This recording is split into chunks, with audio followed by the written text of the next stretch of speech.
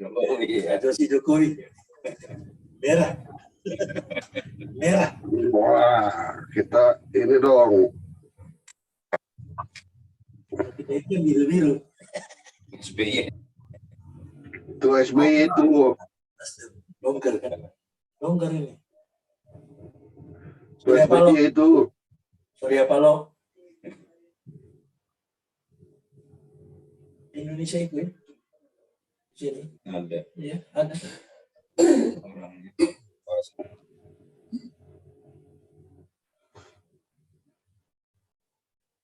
Itu men nih, pada nggak kerja apa? enggak. Enggak, udah malam ya nggak kerja. Biasa belum pada pulang. Ingetin di daerah Rebo, cepet pulang. Raja dulu.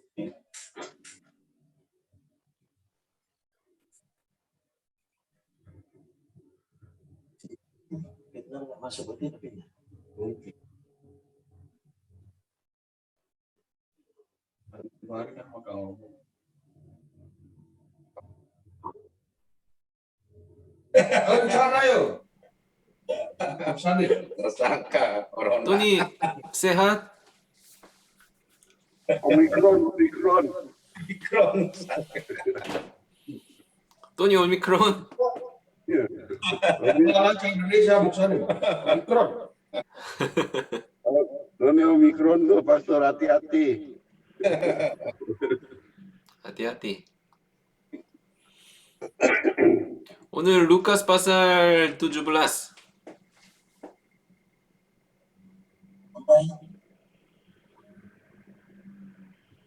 자, 제가 기도할게요. saya berdoa. Terima kasih Tuhan. Kita di hadapan Allah untuk membaca Alkitab, makan firman Allah. Tolong kami hidup berpusat Allah dan untuk kehendak Allah. Meskipun kami masih kurang bagus, tetapi kami mengingat dan percaya kekuatan Allah. Tolong menyertai kita. Terima kasih Tuhan. Di dalam nama Yesus kami berdoa. 아멘. 자, 순서는 Sampai berapa Muksadim? 17장이요. 17장. udah sampai sampai 20.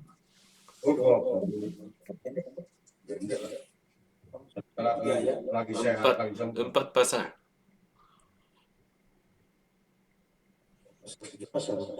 네. 자, 제가 읽고 setelah saya dan Robi, terus Tony dan Jekri, terakhir Abeng. 이렇게 할게요. 자, 제가 먼저 읽습니다. Yesus berkata kepada murid-muridnya, tidak mungkin tidak akan ada penyesatan, tetapi celakalah orang yang mengadakannya. Adalah lebih baik baginya jika sebuah batu kilangan diikatkan pada lehernya, lalu ia dilemparkan ke dalam laut, daripada menyesatkan salah satu dari orang-orang yang lemah ini. Jagalah dirimu. Kalau saudaramu berbuat dosa, tegurlah dia, dan jikalau ia menyesal, ampunilah dia. bahkan jikalau ia berbuat dosa terhadap engkau 7 kali sehari dan 7 kali ia kembali kepadamu dan berkata, aku menyesal, engkau harus mengampuni dia. Lalu kata rasul-rasul itu kepada Tuhan, tambahkanlah iman kami.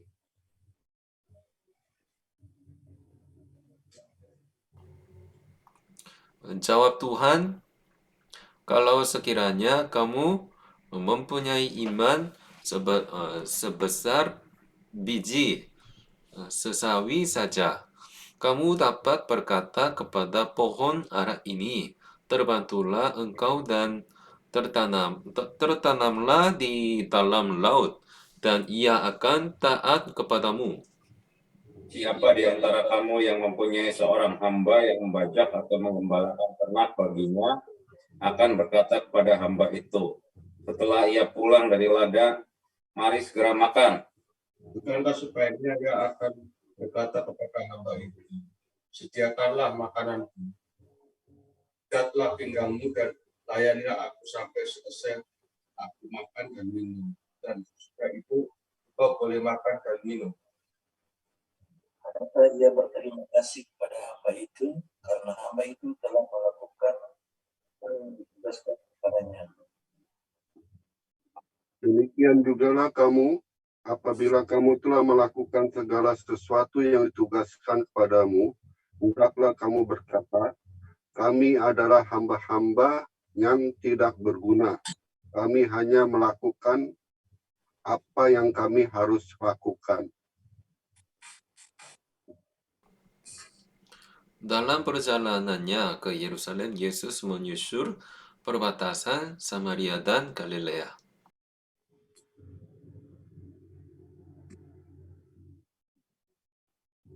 Ketika ia memasuki suatu desa, datanglah 10 orang kusta menemui dia. Mereka tinggal berdiri agak jauh. Dan teriak, Yesus Guru, kasihanilah kami.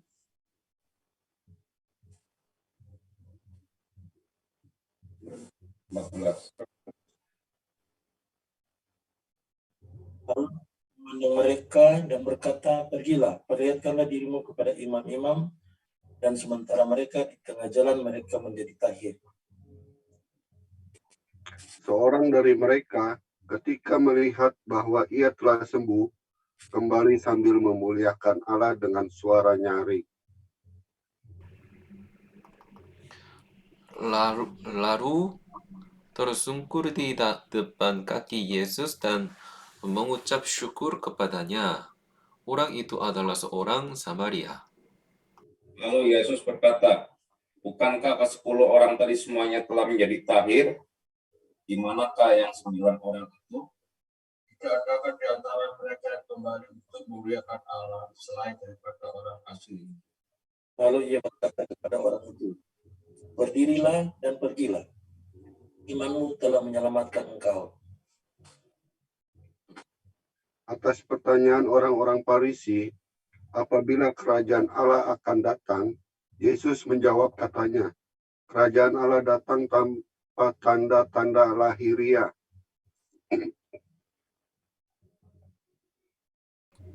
Juga orang tidak dapat mengatakan, lihat, ia ada di sini atau ia ada di sana. Sebab sesungguhnya kerajaan Allah ada di antara kamu. Dan ia berkata kepada murid-muridnya, akan datang waktunya kamu ingin melihat satu daripada hari-hari Anak Manusia itu, dan kamu tidak akan melihatnya. Dan orang akan berkata kepada dia, ya, dia ada di sana. Ya, dia ada di sini.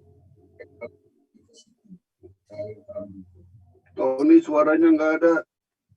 Sebab sama seperti kilat pancar dari ujung langit yang satu ke ujung langit yang lain.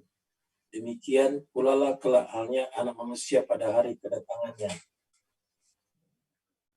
Tetapi ia harus menanggung banyak penderitaan dahulu dan ditolak oleh angkatan ini.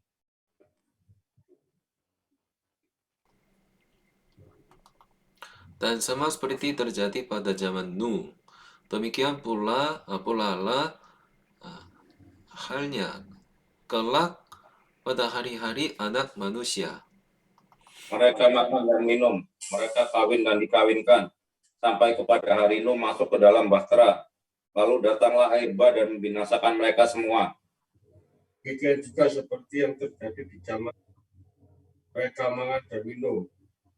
Mereka membeli dan menjual, mereka menanam dan membangun. Tapi pada hari Lot pergi keluar dari Sodom, turunlah hujan api dan hujan belerang dari langit dan membinasakan mereka semua. Demikianlah halnya kelak pada hari di mana Anak Manusia menyatakan dirinya. Barang siapa pada hari itu sedang di peranginan di atas rumah dan barang-barangnya ada di dalam rumah, janganlah ia turun untuk mengambilnya. Dan demikian juga orang yang sedang di ladang, janganlah ia kembali. Ingatlah akan istri Lot, barang siapa berusaha memelihara nyawanya, ia akan kehilangan nyawanya, dan barang siapa kehilangan nyawanya, ia akan menyelamatkannya. Malam itu ada dua orang di atas satu tempat itu, yang seorang akan dibawa dan yang lain akan ditinggalkan. Ada dua orang perempuan bersama-sama menghilang. Yang seorang akan dibawa dan yang lain akan ditinggalkan. Kalau ada dua orang di ladang, yang seorang akan dibawa dan yang lain akan ditinggalkan.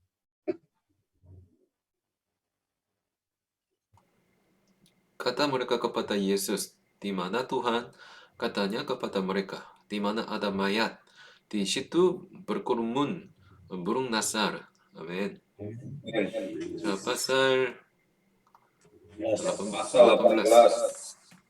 18 ayat 1. Yesus mengatakan suatu perumpamaan kepada mereka untuk menegaskan bahwa mereka harus selalu berdoa dengan tidak jemu-jemu.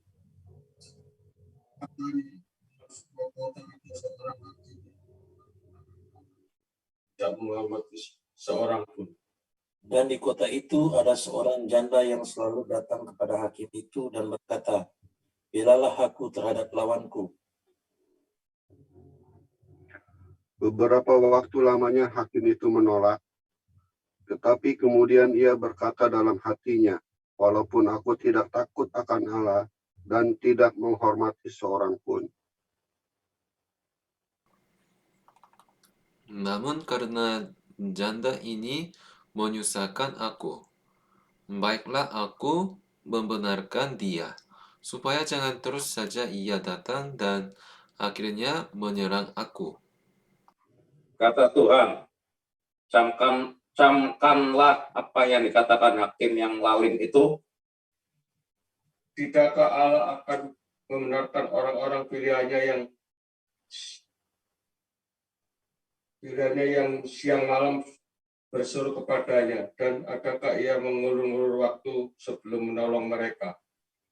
Aku berkata kepadamu, ia akan segera membenarkan mereka, akan tetapi jika Anak Manusia itu datang, adakah ia mendapati iman di bumi? Dan kepada beberapa orang yang menganggap dirinya benar dan memandang rendah semua orang lain, Yesus mengatakan perumpamaan ini.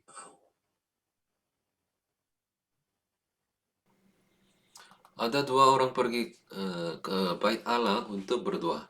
Yang seorang adalah Farisi dan yang lain pemungut cukai. Orang Farisi itu berdiri dan berdoa dalam hatinya begini, "Ya Allah, aku mengucap syukur kepadamu, karena aku tidak sama seperti semua orang lain, bukan perampok, bukan orang lain, bukan pezina, dan bukan juga seperti pemungut cukai ini. Aku berpuasa 2 kali seminggu. Aku memberikan 1/10 dari segala penghasilanku."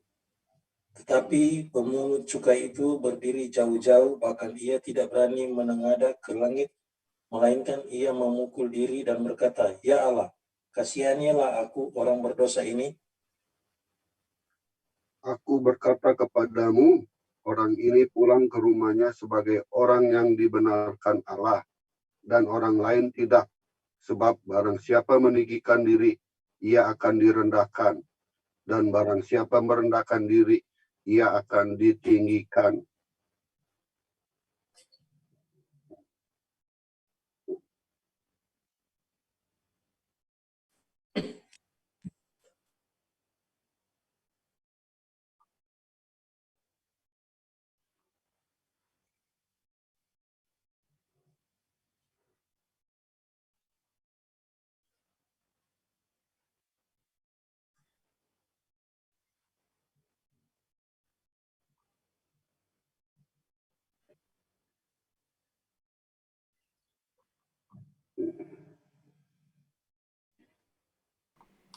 Maka datanglah orang-orang membawa anak-anaknya. 16 pastor.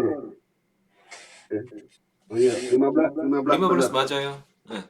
Majal, Maka majal, datanglah pastor. orang-orang membawa anak-anaknya yang kecil kepada Yesus supaya ia menjamah mereka. Melihat itu, murid-muridnya memarahi orang-orang itu.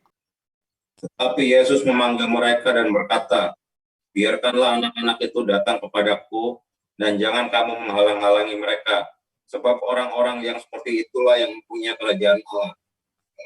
Kata kepadamu, sesungguhnya barang siapa tidak menyambut kerajaan Allah seperti seorang anak kecil, ia tidak akan masuk di dalamnya. Ada seorang pemimpin bertanya kepada Yesus, katanya, Guru yang baik, apa yang harus aku perbuat untuk memperoleh hidup yang kekal? Jawab Yesus, mengapa kau katakan aku baik?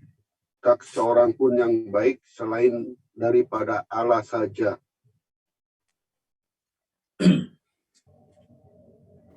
Engkau tentu mengetahui segala perintah Allah. Jangan berzina, jangan membunuh, jangan mencuri, jangan mengucapkan saksi dusta. Hormatilah ayahmu dan ibumu. Itu, semuanya itu telah kuturuti sejak masa mudaku. Mendengar itu, Yesus berkata kepadanya, masih tinggal satu hal lagi yang harus kau lakukan. Jualah segala yang kau miliki dan bagi-bagikanlah itu kepada orang-orang miskin.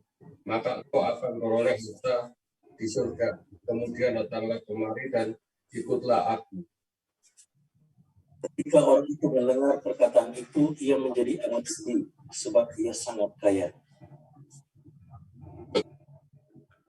Lalu Yesus memandang dia dan berkata, alangkah sukarnya orang yang beruang masuk ke dalam kerajaan Allah. Sebab lebih mudah seekor unta masuk melalui lubang jarum daripada seorang kaya masuk ke dalam kerajaan Allah.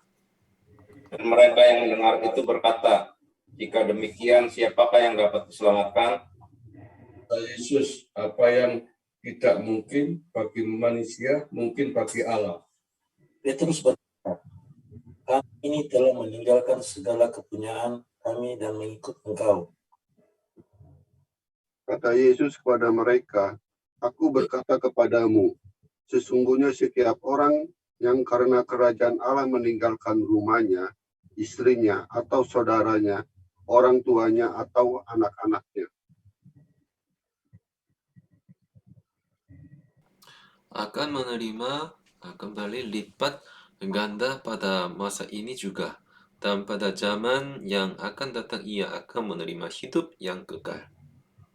Yesus memanggil ke-12 muridnya, lalu berkata kepada mereka, sekarang kita pergi ke Yerusalem dan segala sesuatu yang ditulis oleh para nabi mengenai anak manusia akan digenapi. Sebab ia akan diserahkan kepada bangsa-bangsa yang tidak mengenal Allah, diolok-olokkan, dihina dan diludahi. Dan mereka menyesal dan membunuh dia. Dan pada hari ketiga ia akan bangkit. akan tetapi mereka sama sekali tidak mengerti semuanya itu. Arti perkataan itu tersembunyi bagi mereka, dan mereka tidak tahu apa yang dimaksudkan. Waktu Yesus hampir tiba di Yeriko, ada seorang buta yang duduk di pinggir jalan dan mengemis. Waktu orang itu mendengar orang banyak lewat, ia bertanya, apa itu? Makanya itu orang Nazaret lewat. Lalu ia berseru, Yesus anak Daud, kasihanilah aku. Maka mereka yang berjalan di depan menegur dia supaya ia diam, namun semakin keras ia berseru, anak Daud, kasihanilah aku. Lalu Yesus berhenti dan menyuruh membawa orang itu kepadanya. Dan ketika ia telah berada di dekatnya, Yesus bertanya kepadanya, Apa yang kau hendaki supaya aku perbuat bagimu? Jawab orang itu, Tuhan, supaya aku dapat melihat. Lalu kata Yesus kepadanya, melihatlah engkau, imanmu telah menyelamatkan engkau. Dan seketika itu juga melihatlah ia, lalu mengikuti dia sambil memuliakan Allah. Seluruh rakyat melihat hal itu dan memuji-muji Allah. Amin. Amin.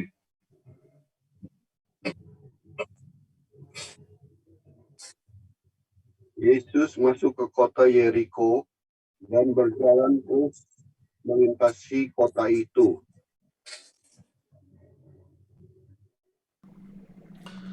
Di situ ada seorang bernama Zakheus, kepala pemungut cukai, dan ia seorang yang kaya. Ia berusaha untuk melihat orang apakah Yesus itu, tapi ia tidak berhasil karena orang banyak, sebab badannya pendek. Maka beralih ia mendahului orang banyak, lalu memanjat pohon ara untuk melihat Yesus yang akan lewat di situ. Ketika Yesus sampai ke tempat itu, ia melihat ke atas dan berkata, Zakheus, segeralah turun, sebab hari ini aku harus menumpang di rumahmu. Lalu Zakheus segera turun dan menerima Yesus dengan sukacita. Tetapi semua orang yang melihat hal itu bersungut-sungut, katanya, ia menumpang di rumah orang berdosa. Tetapi Zakheus berdiri dan berkata pada Tuhan, Tuhan, setengah dari milikku akan kuberikan kepada orang miskin, dan sekiranya ada sesuatu yang kuperas dari seseorang yang akan kembalikan 4 kali lipat. Kata Yesus kepadanya, hari ini telah terjadi keselamatan kepada rumah ini, karena orang ini pun anak Abraham. Sebab anak manusia datang untuk mencari dan menyelamatkan yang hilang. Untuk mereka yang mendengarkan dia di situ, Yesus melanjutkan perkataannya dengan suatu perumpamaan, sebab ia sudah dekat Yerusalem, dan mereka menyangka bahwa kerajaan Allah akan segera kelihatan. Maka ia berkata, ada seorang bangsawan berangkat ke sebuah negeri yang jauh untuk dinobatkan menjadi raja di situ, dan setelah itu baru kembali. Ia memanggil 10 orang hambanya dan memberikan 10 mina kepada mereka. Katanya, pakailah ini untuk berdagang sampai aku datang kembali. Akan tetapi orang-orang sebangsanya membenci dia, lalu mengirimkan utusan menyusul dia untuk mengatakan, kami tidak akan mau orang ini menjadi raja atas kami. Dan terjadilah ketika ia kembali setelah ia dinobatkan menjadi raja, ia menyuruh memanggil hamba-hambanya yang telah diberinya uang itu untuk mengetahui berapa hasil dagang mereka masing-masing. Orang yang pertama datang dan berkata, Tuan mina, Tuan yang satu itu telah menghasilkan 10 mina.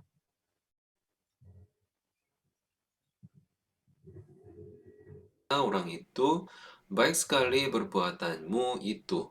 Hai hamba yang baik, engkau telah setia dalam perkara kecil.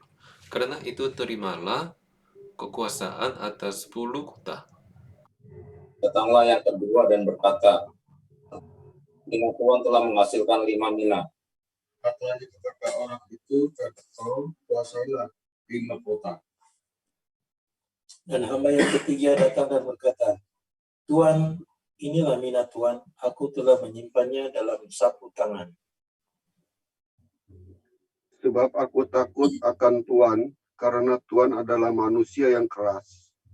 Tuan mengambil apa yang tidak pernah Tuan taruh, dan Tuan menuai apa yang tidak Tuan tabur. Katanya kepada orang itu, hai hamba yang jahat, aku akan menghakimi engkau menurut perkataanmu sendiri. Engkau sudah tahu bahwa aku adalah orang yang keras, yang mengambil apa yang tidak pernah aku taruh dan menuai apa yang tidak aku tabur. Jika demikian, mengapa uangku itu tidak kau berikan kepada orang yang menjalankan rumah? Maka sekembaliku aku dapat mengambilnya serta dengan bunganya. Lalu katanya kepada orang-orang yang berdiri di situ, ambillah vina yang satu itu daripadanya dan berikanlah kepada orang yang mempunyai 10 mina. Kata mereka kepadanya, Tuan, ia sudah mempunyai 10 mina. Jawabnya, aku berkata kepadamu, setiap orang yang mempunyai kepadanya akan diberi. Tetapi siapa yang tidak mempunyai, daripadanya akan diambil juga apa yang ada padanya. Akan tetapi semua saudaraku ini yang tidak suka aku menjadi rajanya, bawalah mereka kemari dan bunuhlah mereka di depan mataku. Dan setelah mengatakan semuanya itu, Yesus mendahului mereka dan meneruskan perjalanannya ke Yerusalem. Ketika ia telah dekat di Bethsaida, Betfage dan Betania yang terletak di gunung yang bernama Bukit Zaitun, Yesus menyuruh 2 orang muridnya. Dengan pesan, pergilah ke kampung yang di depanmu itu. Pada waktu kamu masuk di situ, kamu akan mendapati seekor keledai muda tertambat yang belum pernah ditunggangi orang. Lepaskanlah keledai itu dan bawalah kemari. Dan jika ada orang bertanya kepadamu, mengapa kamu melepaskannya? Jawablah begini, Tuhan memerlukannya.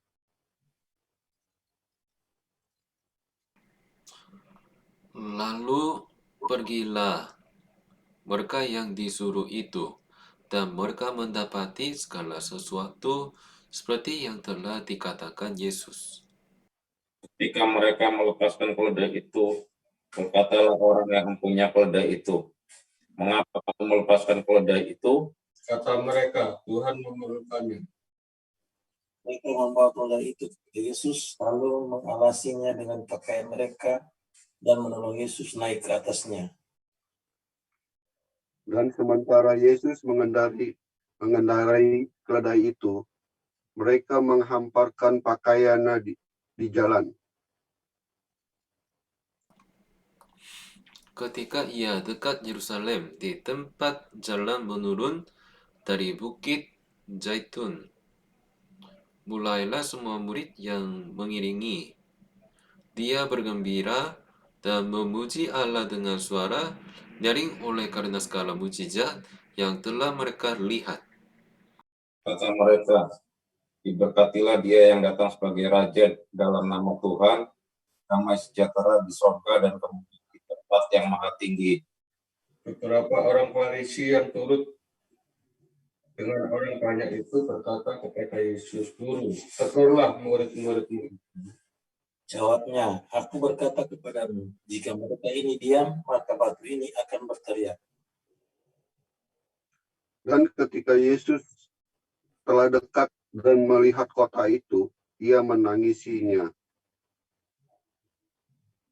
Katanya, wahai betapa baiknya jika pada hari ini juga engkau mengerti apa yang perlu untuk damai sejahteramu. Tetapi sekarang hal itu tersembunyi bagi matamu.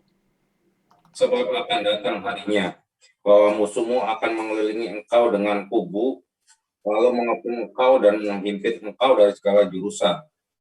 Dan mereka akan membinasakan engkau beserta dengan pendudukmu, dan pada tembokmu mereka tidak akan membiarkan satu batu yang pun tinggal terletak di atas batu yang lain, karena engkau tidak mengetahui saat bila mana Allah melewati engkau. Lalu Yesus masuk ke bait Allah dan mulailah ia mengusir semua pedagang di situ.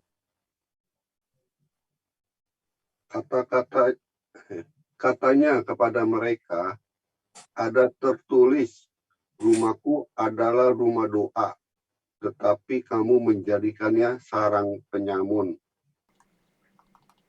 Tiap-tiap hari ia mengajar di dalam bait Allah.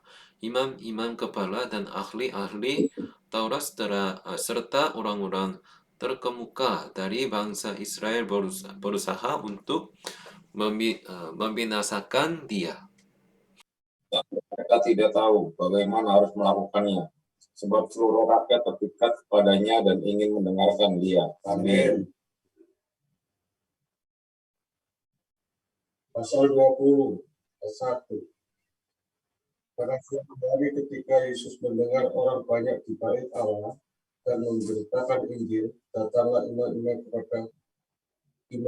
kepala dan ahli Taurat serta tua-tua ke situ. Dan mereka berkata kepada Yesus, katakanlah kepada kami dengan kuasa manakah engkau melakukan hal itu? Dan siapa yang memberikan kuasa itu kepadamu? Jawab Yesus kepada mereka, aku juga akan mengajukan suatu pertanyaan kepadamu. Katakanlah kepadaku, Baptisan Yohanes itu dari surga atau dari manusia? Mereka mempertimbangkannya di antara mereka dan berkata, jika kita katakan dari sorga, ia akan berkata, mengapa kamu tidak percaya kepadanya?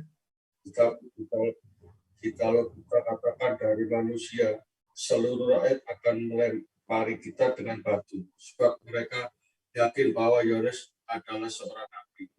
Lalu mereka menjawab bahwa mereka tidak tahu dari mana baptisan itu. maka kata Yesus kepada mereka, jika demikian, aku juga tidak mengatakan kepadamu dengan kuasa manakah aku melakukan hal-hal itu.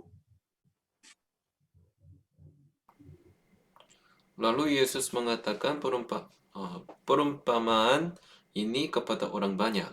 Seorang membuka kebun anggur, kemudian ia menyewakannya kepada penggarap-penggarap, lalu berangkat ke negeri lain untuk waktu yang agak lama.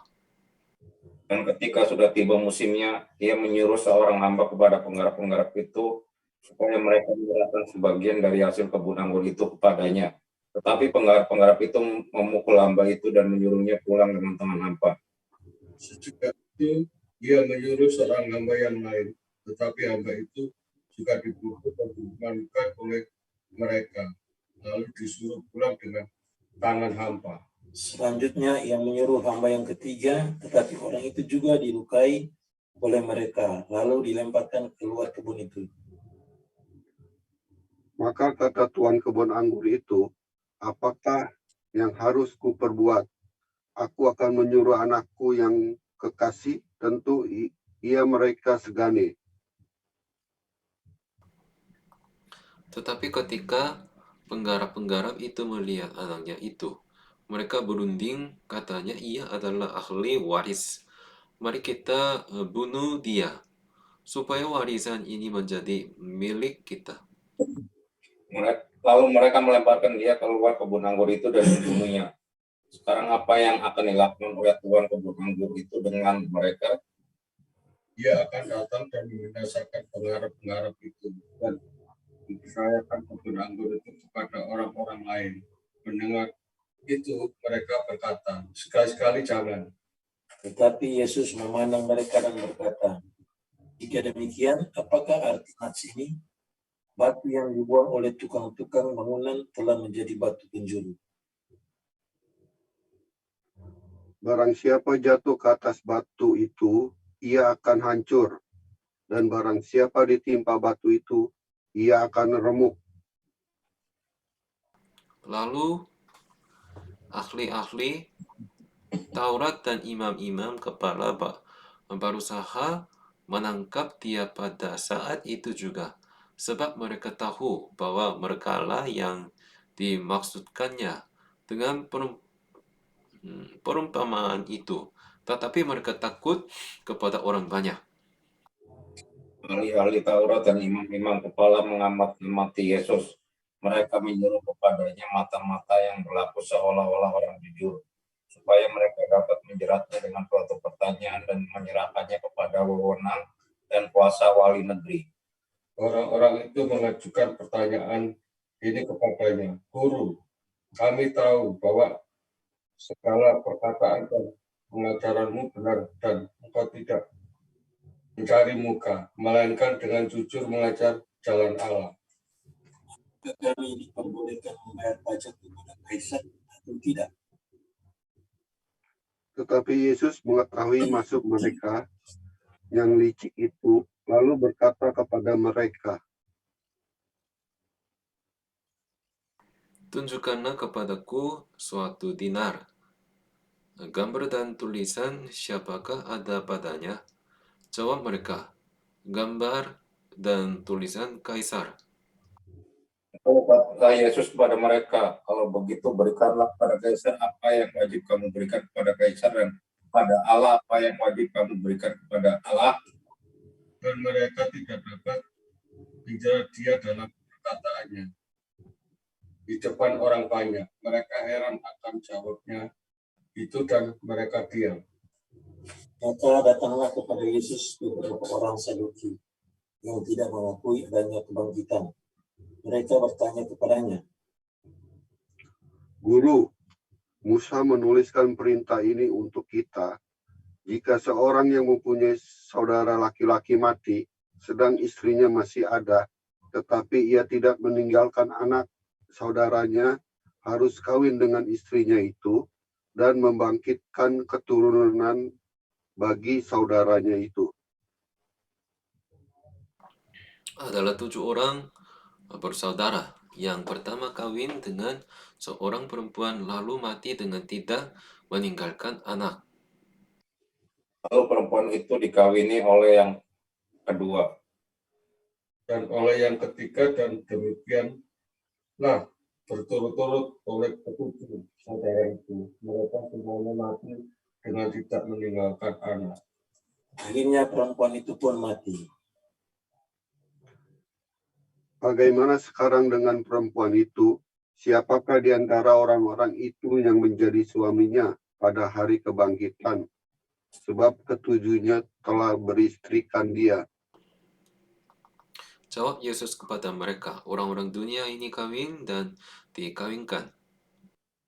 tapi mereka yang dianggap layak untuk mendapat bagian dalam dunia yang lain itu dan dalam kebangkitan dari antara orang mati tidak kawin dan tidak dikawinkan.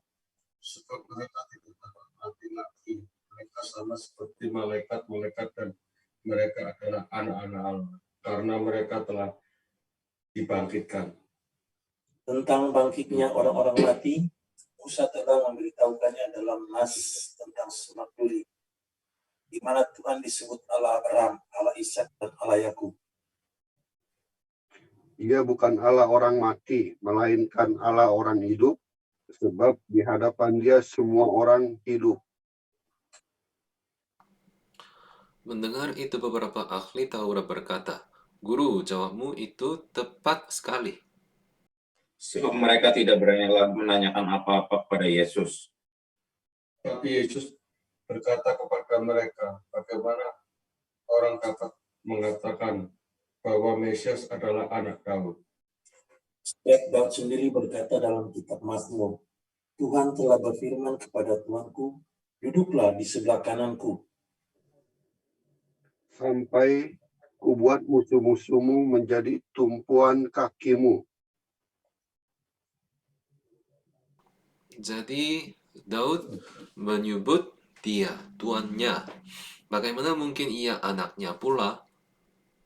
Ketika semua orang banyak mendengarkan, Yesus berkata kepada murid-muridnya, Waspadalah terhadap ahli Taurat yang suka berjalan-jalan memakai jubah panjang dan suka menerima penghormatan di pasar, yang suka duduk di tempat terdepan di rumah ibadat dan di tempat terhormat dalam perjamuan, Yang menelan Rumah rumah janda-janda dan yang mengelabui mata orang dengan dua yang panjang-panjang. Mereka itu pasti akan menerima hukuman yang lebih berat. Amin.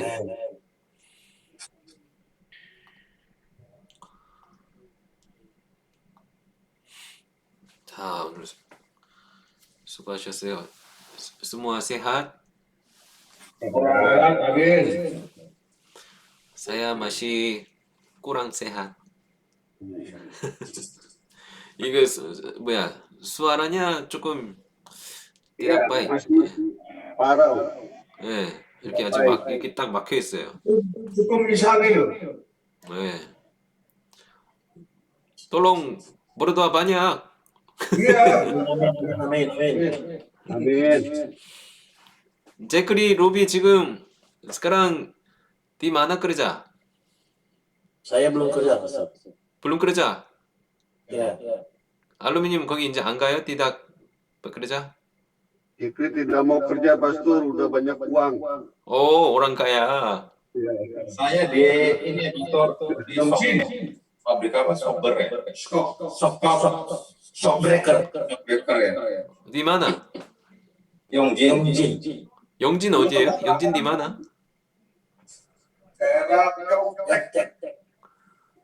그럼 dari shelter 왔다 갔다 괜찮아요? tidak apa-apa? Tidak apa-apa, ada mobil Jemputan. Akan jemput mau sana jemput. bagus. 로비 괜찮아요? Bencana. 아니 가지 juga cukup? Cukup, Pastor. Harus mana nih? 어유. Harus mana? 그 제크리 왜 같이 안 해요? 제크리 같이 안 해요? Aneh. Jikri sudah jadi orang kaya, Pastor. Kita mau Amin. kerja. Amin. 아니요 여기 또니 같이 가요. Ya. Oh, yenare yaki. Ilhayo. Nomor SIM berapa bote? Mau sana. 오케이. Iya. 알았어요. 자, 그럼 우리 주기도문 합시다. Mari kita berdoa Bapa kami. 자, Bapa kami yang di surga, dikuduskanlah namamu. Jadilah kehendakmu ke bumi seperti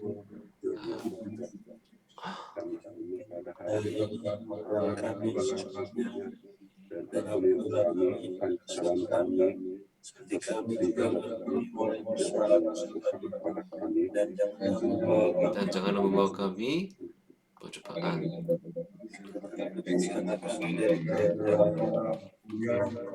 Kerajaan dan kuasa dan kemuliaan Sampai selama-lamanya. Amin. 아멘.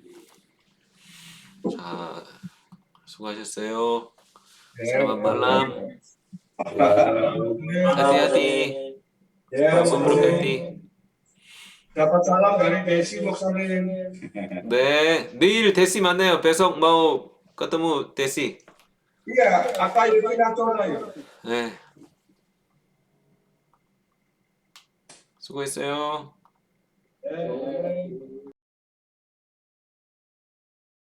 올 봄에도 여기 어때? 올 봄에 혼자 어때 둘이 어때